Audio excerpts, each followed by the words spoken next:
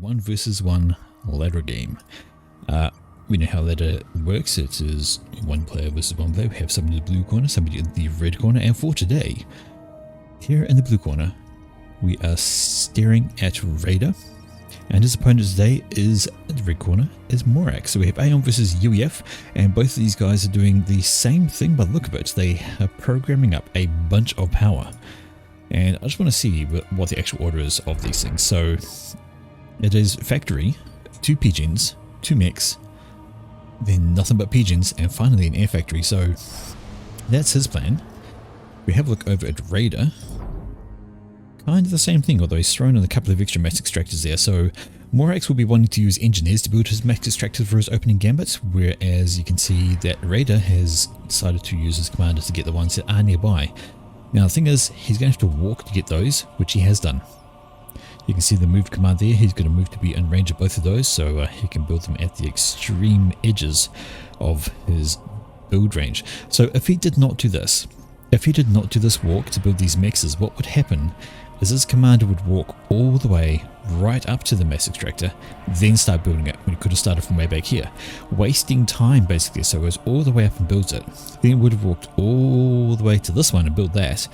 But that move order right there means he goes, stops, and builds them right beside each other. So there is a reason for doing that, and it saves time and gets your eco up just that little wee bit faster than taking the time to walk a long distance twice over.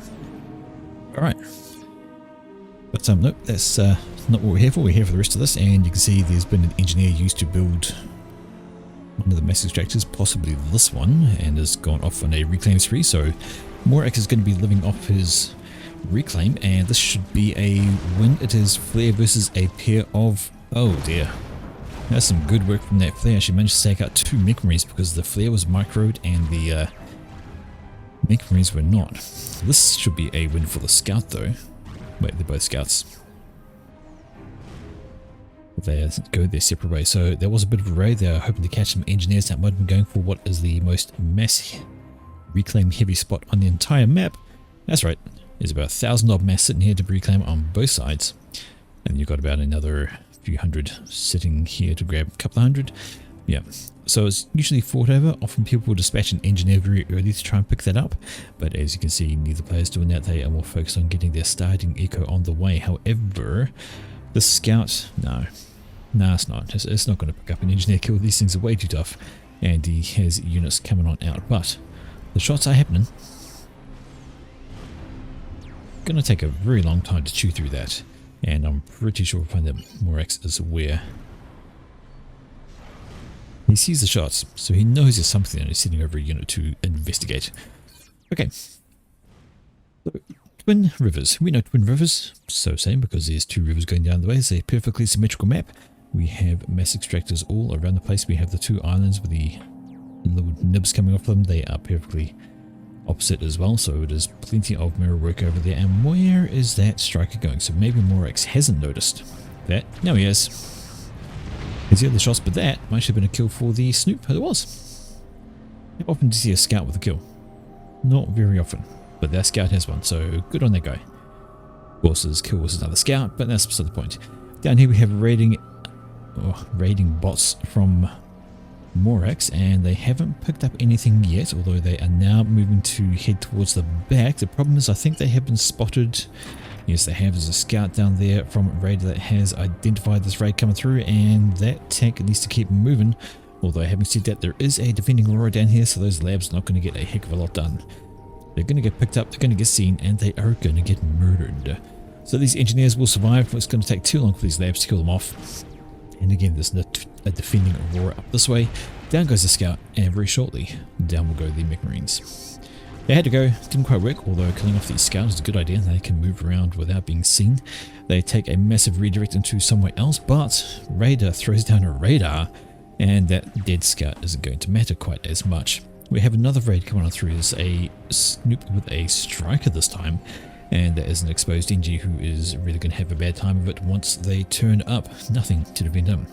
However, we can see here that Raider has come to the mid with a bit of a sizable force, wants to get his hands on a reclaim, and he's doing exactly that with that engineer. And he's going to be able to scoop up that extra mass into his coffers and help his early game. But down here, expansion denied. Striker has moved on in and caused some havoc. Down this way though, these poor little mech marines, nothing doing. They got caught by the Auroras thanks to the radar over here. They got seen and they got taken out. Right, I'm hearing more fighting from somewhere. Hello, we have an Aurora making its way up this way. Well, it's not going to get a lot done. Might kill off this mass extractor, but if it keeps on moving forward, it's going to run into the point defense and it's going to have a really, really bad time should it do so. There we go. And that's one very, very dead Aurora. Nothing doing for that guy. Alright, this striker has fled the scene of his crime, which was an engineer down here they killed, and instead is moving up this way and is actually going to kill off this poor engineer instead. So another expansion slowed down by Morax. He's done some effective raiding and has put his opponent a little bit behind on those expansions, and now he's going for this one. So another engineer under threat. Expanding engine with no defense, so you can see how raiding is quite effective. You can have your units moving around, and if your opponent doesn't anticipate, you can actually kill off and slow their progress. So this engineer is going to have a bad time. He's not going to finish that mass extraction. No way, no how. He's a dead man. And these guys are going, that is... These guys might as well hang around and kill off the mass extractor because there's nothing doing. Although there are some converging units coming in from Raider, and perhaps they want to move away, or if they just want to finish off that extractor. Question is, there's two strikers there, they might be able to, should be able to, I think, actually. There we go, nice and easy. The Roar's just a little bit too late to stop that from dying. And now he's going to need to get another engineer up this way to rebuild, which will take time. And time is a valuable resource. Right, edge build going on down here from Morax. He wants to get onto the side island. This is a reasonable way to do it. Engineer down here, throw up a factory, get some build orders out. You can see there's some mech marines playing from the build queue down the bottom left corner. He wants to ensure that nothing else is on here before those important engineers come out. Here, that is a terrible place to land your aircraft. You don't want to do that. Pay attention to your interceptors. If you're going to land them somewhere, land them elsewhere. Top island though, we see Radar is done a more traditional drop. Grabbed transport, grabbed a bunch of engineers, has dropped them down onto the island, and they will be able to start building. There we go, first factory is down, it's going to be more coming. This is a drop from Morax, but there's a couple of tanks on there, so he's got some engineers, yes, but he's got tanks as well. If those strikers can get over here early enough, which they won't, that factory is going to complete. They could have interrupted these engineers and stopped that from going, which would make life a lot easier. But they didn't, so they won't. Alright, this is going to be an interesting little contest up here. Who is paying the most attention is going to be the question. Radar going down for a raider, and these guys are getting dropped directly in the midst of it. And the strikers are going to open up first. Reclaim order from the engineers on these NGs belonging to Morax, who's trying to reclaim the factory. Engineers get some reclaim work done though. Those engines are dying off. Getting primary down, got to try and stop the factory is the key for Morax, and that is exactly what he's done. There's one engineer left up here though, running away into the corner, but it will have been spotted due to the Indies flying overhead. So there we go. It is known if he was paying attention. Maybe he isn't, because these guys are setting up shop right here without doing anything. This engineer is planning a factory, so there could be a what's the word, a counter come from that direction, but a single striker has been dispensed because the engineer is known by Morax. So he is paying attention, and that striker is going to say no to another Aeon factory. Nothing doing, and now it's free reign for these guys to build their own factory and hold. Though having said that, in comes another transport from Radar, is wanting to get things done, and those Auroras are going to do bad things to those engineers who now are dead, so the factory is not going to get made there either. And in the meantime, it is T1 PD versus Auroras, and that's not a fight the Auroras can... Actually, it is a fight the Auroras can win. I think they outrange it. Right now they can't see it, but they know it's there. And same thing goes for the T1 PD. Couldn't see them, now it can thanks to this striker, and that has cleared up that. Right then, T2 on the field. These are Mongoose. So Morax has gone straight to the T2 stage. Hasn't really put much of a T1 army around. Wants the Mongoose because they are really good at clearing up Auroras. They have plenty of range, and they're T2 for a starter. But this is a folly of an idea from Pillar. Decides to wander into this massive T1 army. Really don't want to do that. That's an awful idea. but we'll see how it goes. Another drop on the way from radar. Transport with a couple of engineers coming in, but might have picked a bad flight path. Should these interceptors pick it up, they will launch off the ground, and probably not enough to kill it though. No, not enough to kill it. And in fact, maybe there's a move order because they have decided to go another direction. But surely they have seen this. Surely he sees that factory and the engineers. Maybe, maybe not. And 2 drops coming over from radar, so he's determined to grab this side island. Lots of engineers down there, down from Morax, but there's a random little army group from radar in the way. There's a scout for radar. There's some Auroras, a T1 RT which will take out the point defense, and that is going to be basically all she wrote of there. Plus the factory going on up, and Raiders can be able to hold that island without a serious injection of units from Morax. But I think he's just going to leave that be. Perhaps he has this island completely under control, so there should be no issues trying to hold on to there. Right, gun upgrades going down for both commanders. Raider already has 1 upgrade, has the second one on the way, and of course it's just a single gun upgrade for the UEF, so he will be getting into the battle. Over this direction we can see exactly what Mongoose think of Auroras. They think, screw you, I'm going to lob shells at you, I'm going to run with a Gatling gun in your direction, and you are just going to get murderfied. As long as they stay at range and kite out of it, they'll be good, but we have a blaze, and a blaze is not to be sneezed at either. It has a nice rapid fire, pretty good against the T1 units compared to the Asylum. Sorry, not Asylum, the Obsidian. The Obsidian for the Aeon is short range, but it is heavy hitting, and is very good at taking out large chunks of health from units it encounters.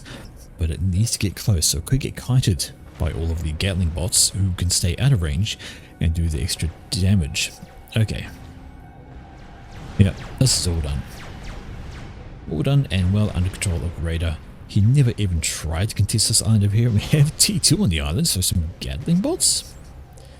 That's interesting, and there is a T2 engineer as well, so I think his focus is elsewhere though. Alright, this direction, it is Morax moving up with his commander. He wants to go kill some stuff. There is T2 coming off the HQ for radar. There was T2 over here for Morax somewhere. There it is, and he's actually started on T3. So he's had enough of the T2 base. Well, he's got these 2 support factories popping out T2 units actually, and he's moving towards T3 on there, even as he is upgrading mass extractors. Why is he doing that on 67 mass income? He's going T3. Amazing. Feels like he's going perhaps a tad early on that upgrade. I might have been thinking about getting a few more mixes to T2 first, but that's just me. This chick is power stalling. Okay, so power stall does not help his progress. Really doesn't help. He has 37 T1 pigeons and is just starting his first T2 pigeon there, which he desperately needs.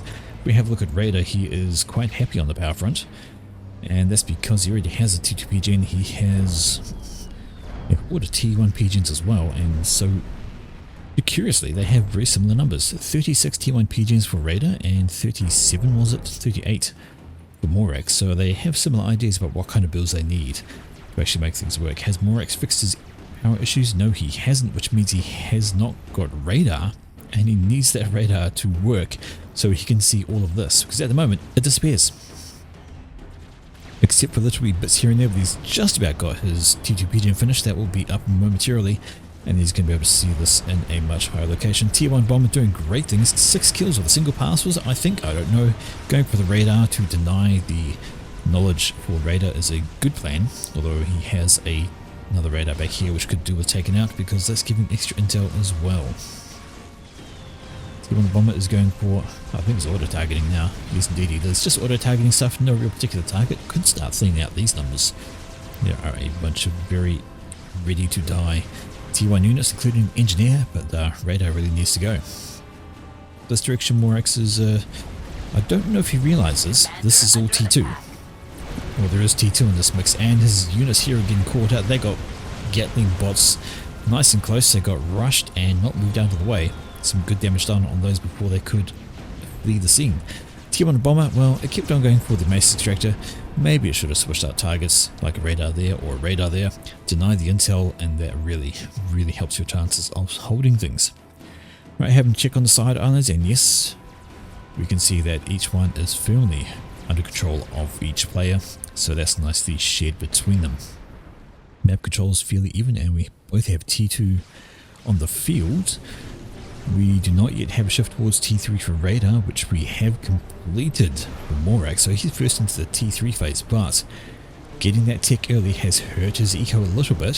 He is well behind there. He's only on 77 mass income compared to the 95 with Radar, so time will tell, will that tech be enough of an advantage to get everything he needs and push on through.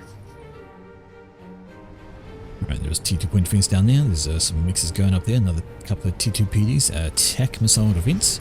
So Radar is a bit concerned about any kind of attack launches coming in. Wants to stop all of those, but I don't think he needs to be too worried. But these Gatling bots do. They don't want to get caught out. One goes down to the blaze, just not enough health. These things for any kind of a stand-up fight. Look at these nice long-range shots, though. There'll be mortars on the left shoulders there. They've got big old Gatling gun on the right. And some mortars on the left arm. Pretty nifty little unit. But again, long range, keep them away from things. Titans are coming off the production line for Morax, and probably the best choice.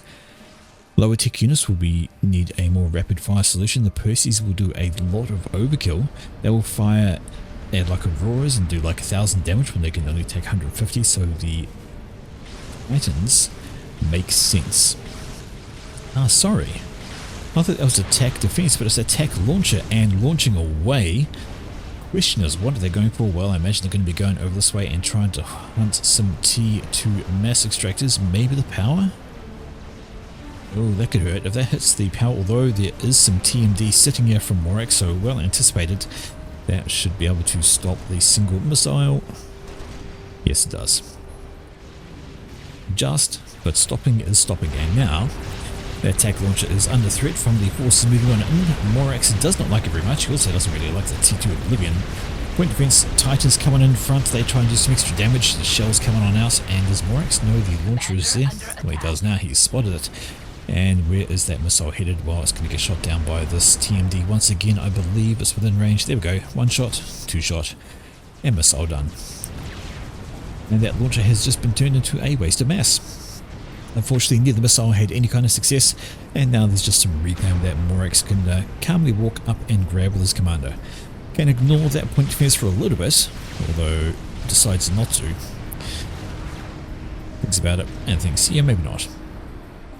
Okay, checking out the other side of things, and this is an army all spread out of T1 with a few T2 units thrown in. Plenty of T2 in here, Gatling bots and some Titans in support for Morax, so that is a much more threatening army than all this T1. However, some blazes about to roll on over could help tip the numbers a wee bit, but those Titans are very much going to be a thing to try and contend with. Over this side, and you can see that Radar has moved over with his comm. He doesn't want to let Morax get over too much on this side, and he won't. Has also made the shift to T3 actually, so he's got T3, but he's not making Harbingers. He's gone straight for sniper bots. And that is a pain. Sniper bots nice and long range, and you counter them for UEF is kind of limited. You can either hit them with air, but these are going to look like they're going to be under shields with some black around. Yeah, that's going to be hard to stop with air. You could look at T3 Arty maybe, but maybe some Titans could rush them, but it is an issue with the range that those sniper bots have. Over here, Morax needs to be a wee bit careful. His commander is walking towards a sizable army that will very much hurt him. Some overcharges would help him out, but the sniper bot is actually, it has changed down this direction and going to chase off this army because the Titans are in front, and the Titans are absolutely just carving their way through all this T1. The Blazers do a bit of a turnaround and try to help out, but the Gatling bots are in support. Titan moves into range of T1 PD and all of these. Not a great idea. That is one very, very dead Titan. These two aren't going to fear too much of it. Blazers do have some kind of damage output, as well as all the Auroras. There's enough damage there. The Titans are going to go down thanks to the extra forces, and that is a massive brawl. You know, goodness, just look at all the firepower that's flying all over the map. You've got T1 RD, you've got the Gatling guns from the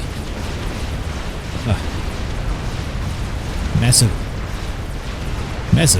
but it's going to be, I'm sure, the Morax is forced to withdraw. There's just far too many numbers there for him to deal with. And so that is going to be pretty much a loss. A huge mass dump on the doorstep of Raider as well. There's 6,000 mass sitting here ready to be scooped on up. That's a solid amount to leave on your opponent's door, ready to be grabbed with no real, well, nothing really achieved. Lost a bunch of units, didn't kill a lot of this army, and they are now ready to push on back. There's all this ready to be schlepped on up. Didn't even kill off any infrastructure. These mass extractors here are still alive. There's T2 engine in the vicinity, so a wee bit of a problem on there. Morax has made another play up this direction, wanted to try and kill off what's going on there, but has been spotted. Where's the Titan come from? And that is going to be quite a dead little infestation. He tried, but yeah, it is known. It was a radar, and he's not going to be able to get away with too much extra.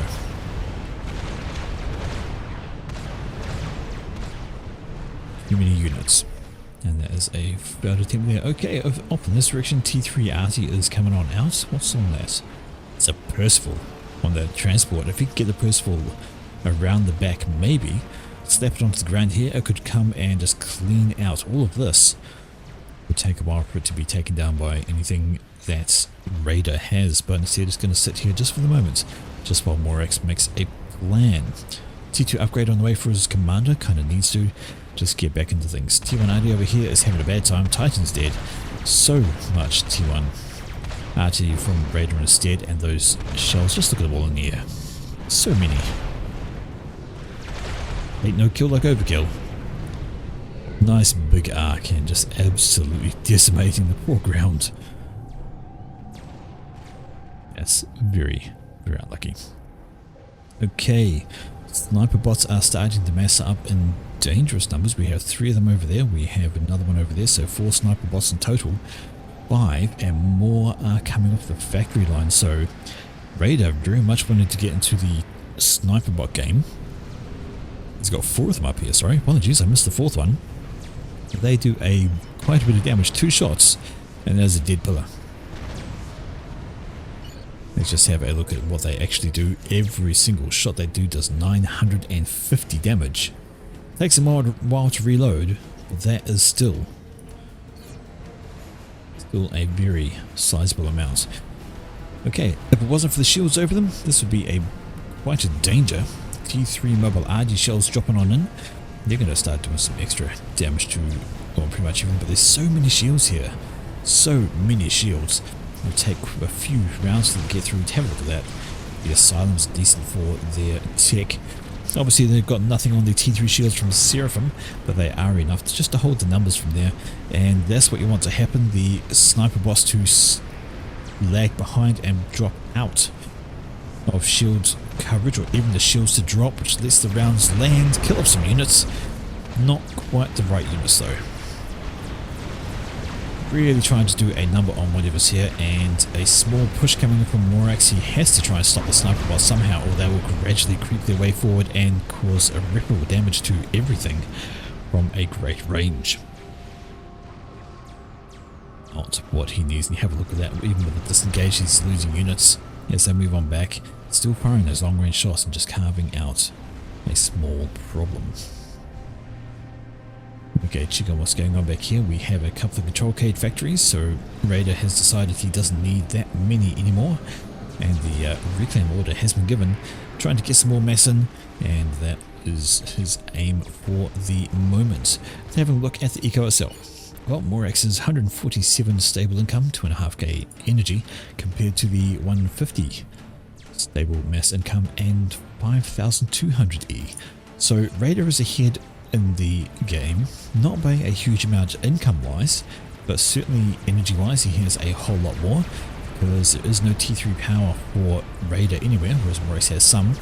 And here we have the T3 artillery trying to do their best against this large old force meandering around.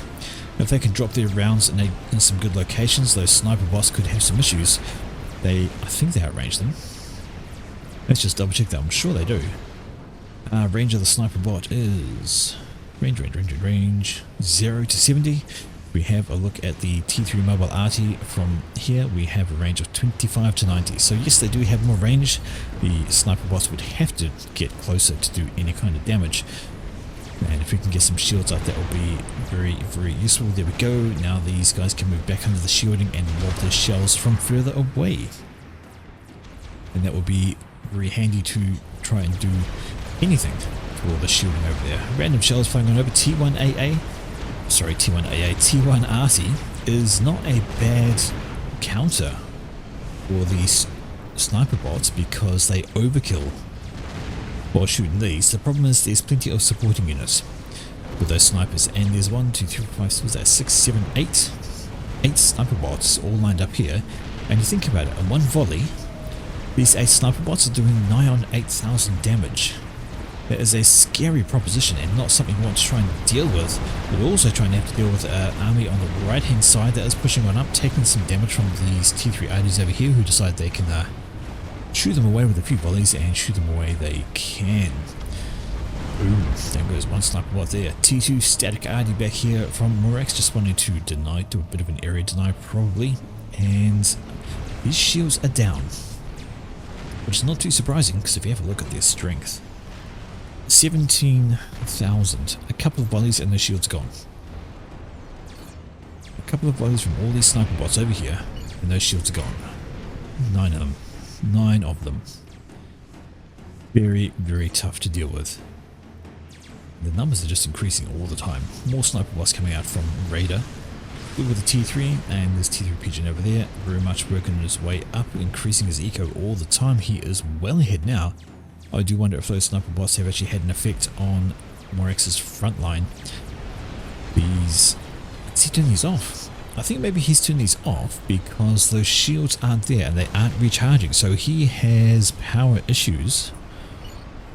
Definitely has power issues and needs to rectify that. A T3 Pigeon would be ideal to try and fix that up. But he is desperately trying to fix up this. And the problem is these sniper bots, they are out here. And they are outside of visual range, but they are well within radar range for Raider, and they are starting to have an effect. They are well within proximity, and Morex himself does need to be careful as well. He's not immune, and what he needs though, what he needs is any kind of intel. So he can't see a damn thing with that. There we go. There we go. I feel like maybe his situation wouldn't be quite so dire if he wasn't stalling power, if his radar was actually enough to see all of this. But as it was, his radar was not enough, and gets under a mobile T2 shield, which is the commander desperately needed from these sniper shots that were coming on in. There goes the T3 Arty lobbing the shells. There goes a couple of dead sniper bots there, so good pick up on that front. And just have a look, there's a half a dozen T3 Arty. Their shells lob on over and they land on pretty much everything. Nice area of effect damage too, taking out some shields, taking out some sniper bots, and just forcing this army generally in a backwards direction.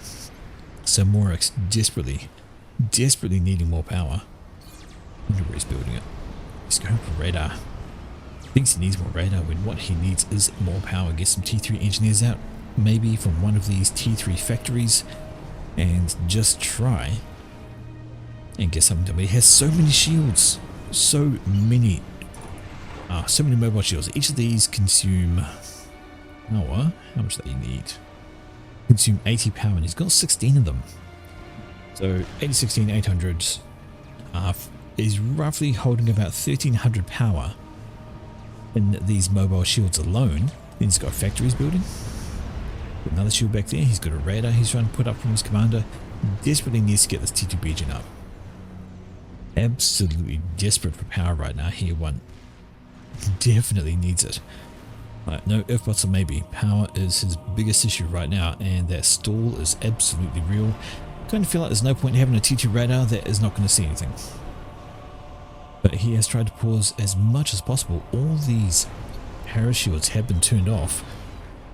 Hearing a bomber. T1 bombers up there. They are going to go at a scout. Scout tries hanging Louis, but he dies from those. And this is an answer for the sniper bots. T1 bombers. Now, it's a better answer if those sniper bots aren't covered by so many asylums. But he's got to try and do something because he is struggling there. Okay, a little Aurora run by over this direction. They're there to kill some engineers, and those engineers are going to have a bad time. There is... what's there to stop them? Well, there's some parachutes, there's some T1 RD, and that is exactly what they need to knock those out. One little Aurora left, point blank T1 RD shot, down it goes. Okay, it's fine. T3 Air. That is a T3 Air Scout coming out from Raider, and that's going to give him a really good read on basically everything Warx has got. Have a look, that scout has let him know there's T3 land over this direction, there's a energy bird over there, there goes T3 reactor finally from Warx, getting into the T3 energy game, which he's desperately going to need. All of these. Can you see them? Oh yes you can, and those guys are lighting up. Still with power issues though, probably because he's trying to build that right now, and still trying to get more T2 power up over there, but he desperately, and I mean desperately, he needs to get his energy issues sorted, because without that intel, this lot can just meander around and kill things at will. It's looking somewhat better, and now these T3 RD, they can open up like really bad noise over all this. Those shells are going to land on down, the shield are going to drop. There's Mongoose, there's Titans, there's Percivals. Good mix to really just throw everything at this band. Try and thin out the numbers, get rid of as much as possible, push it on back, let the T3 RD lob their shells from long distance and take care of basically as much as possible. And there used to be a bunch of sniper boss in here, now there's only a few. Over project the other side, there's a, well, just a small T1 army, nothing much doing over there, plenty of air sitting around for Raider, so I'm thinking he's most likely going to be happy with his air game. Now he had T3 Air Factory, there it is, so he's in a T3 air game, it's going to be nice and stable. There's still just T1 air coming out from Morax, who's not even bothering with T3 air, and to be fair, he probably can't do much at all. T3 Strat Bomber comes on out, and that knocks out 3 of these demolishers.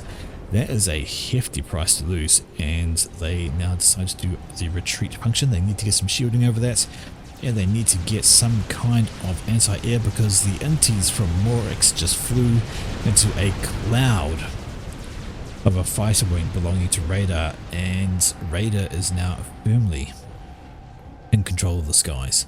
And that Strat Bomber is coming back for another run. I believe it has picked on one of these demolishers. The bomb's going to come out any second now. There it is. How much damage they're going to take? How many are going to be lost? Another 2. 5 kills for that Strat. Do we have anything to slow it down? Well, there's a SAM launcher over there. Strat takes a volley from that. Still looking kind of healthy though.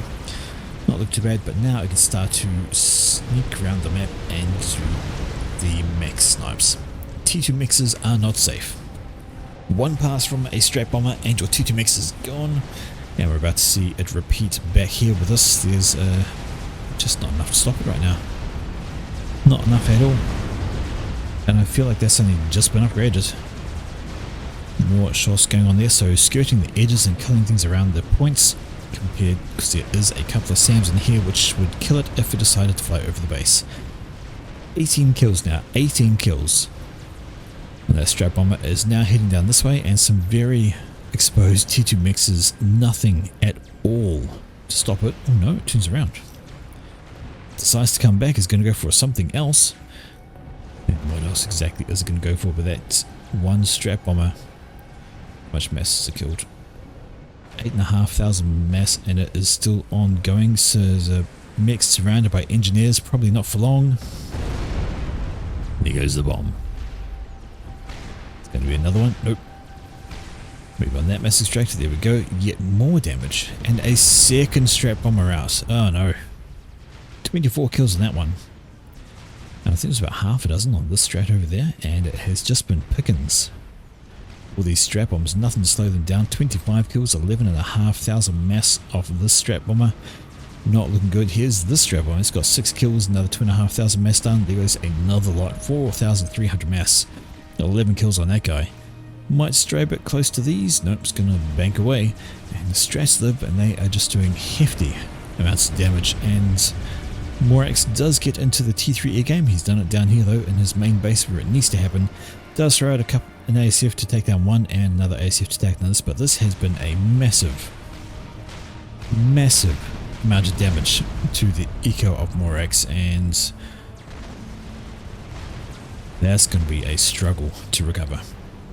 More dead. They were actually pretty close in eco not that long ago, but now you're having to look at it and Rex is just down. I think he should be around about 150 I thought I saw when he actually has power, but he doesn't have power, and that is a critical issue he's trying to deal with. I thought I saw a couple of ACFs. Well, there are a couple of ACFs, and that strap bomb actually gets shot down by some Cougars. Cougars just moving around and they're going to help protect things, but my word, look at all the deep mixes. So much death and destruction from those strap bombs that came through, and that has put a massive dent in the eco of Morax, and he's got all left. What's next on the agenda? Well, how about a Colossus? Raider is well up in the eco game. He has map control, he has an army, he has air, and that has been a very successful gambit for him to do that kind of thing. He has pinned Morax back horribly in the eco game. Have a look at that, 160 mass to 400 basically. It is not a good look. Right, some static T2 ID over here from Morax, who is getting T3 on his commander, I think.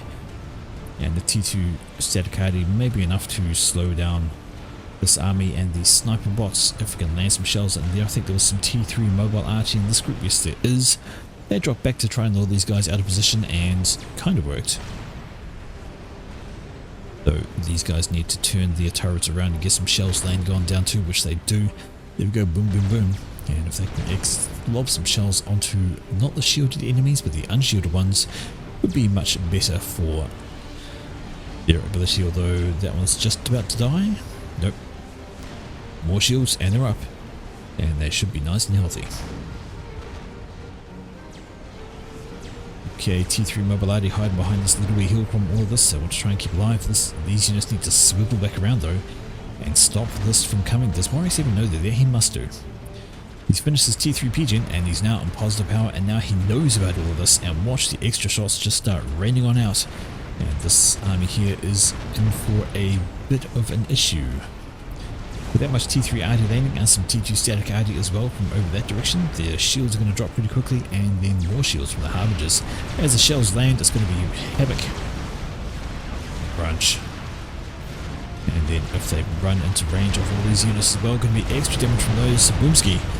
Plenty of RD fire, and this army needs to come down and protect the combo sniper boss if they spot him. Have they? Well, they know he's there, so maybe they're going to push and go for a snipe. Maybe not though, because he is very much under shields. Raider finishes off that GC. It is up and good to go. Wow, that went up quickly. Okay, he's got a lot of T3 engines there. They're all focused on that. It is good to go. It is ready to stomp, and that is going to be a sizable problem from Morax. He is pushing this group back with a bunch of Percivals, but in come a pair of strap bombers. They're going to drop their bombs and do some massive damage here. Oh lordy. Those were some full health Percies, and those bombs have just decimated their health. Too late to bring the ACFs in because those strap bombs have already dropped their payload, and everything is dead. Absolutely. More RD shells lobbing on over. Percivals are in the area.